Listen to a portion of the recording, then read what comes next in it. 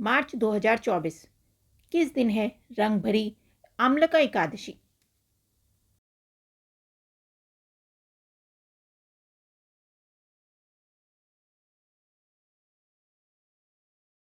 फागुन माह के शुक्ल पक्ष की एकादशी तिथि को रंगभरी एकादशी और आम्लकी एकादशी के नाम से जाना जाता है।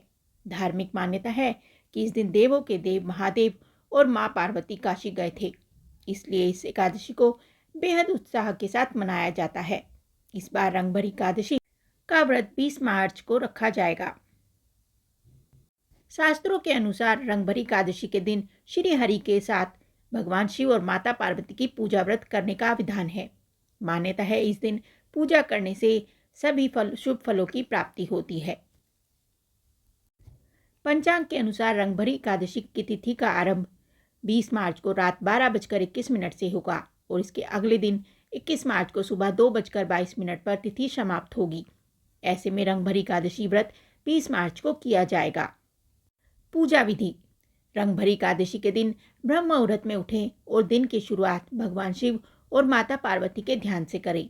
इसके बाद स्नान कर साफ वस्त्र धारण करें। अविधि पूर्वक भगवान शिव का जलाभिषेक करें और मां पार्वती जी को 16 श्रृंगार अर्पित करें।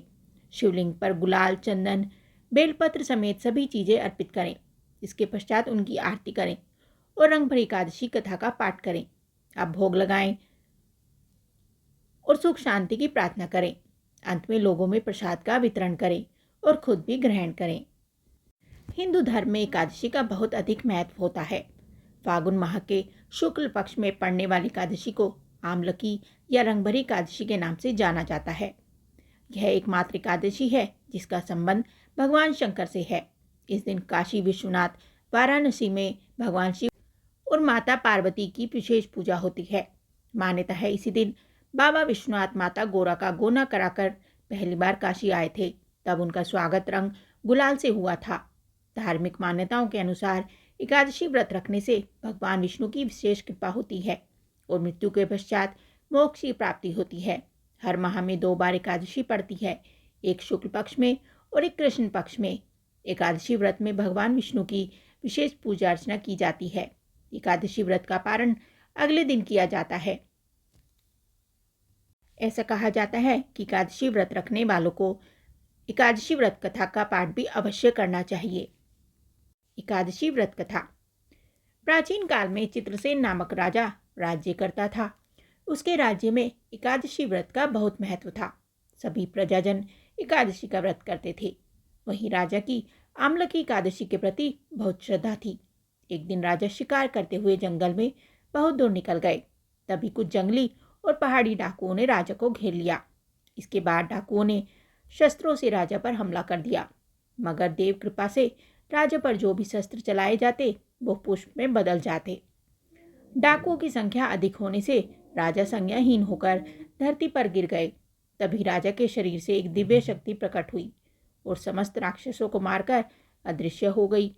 जब राजा की चेतना लौटी तो उसने सभी राक्षसों को मरा हुआ पाया।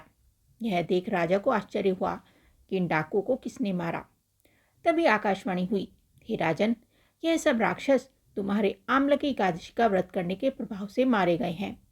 तुम्हारी देह से उत्पन्न आम्लकी एकादशी की वैष्णवी शक्ति ने इनका संहार किया है। इन्हें मारकर वह पुनः तुम्हारे शरीर में प्रवेश कर गई। यह सुनकर राजा प्रसन्न हुआ और राज्य में वापस लौटकर उसने सभी को एकादशी व्रत का महत्व बताया। इस एकादशी पर भगवान विष्णु के साथ साथ विशेष तौर पर आंवले के पौधे का पूजन किया जाता है, इसलिए इसे आंवला एकादशी भी कहते हैं। साथ ही इसे रंगभरी एकादशी भी कहा जाता है। ऐसा माना जाता है कि आंवलकी एकादशी का व्रत करने से व्रत करने वालों को 100 गाय दान करने के बराबर पुण्य मिलता है।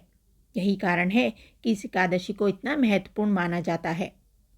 आपको ये कथा और जानकारी कैसी लगी हमें कमेंट करके ज़रूर बताएं। साथ ही वीडियो को लाइक करें, चैनल को सब्सक्राइब करें। धन्यवाद।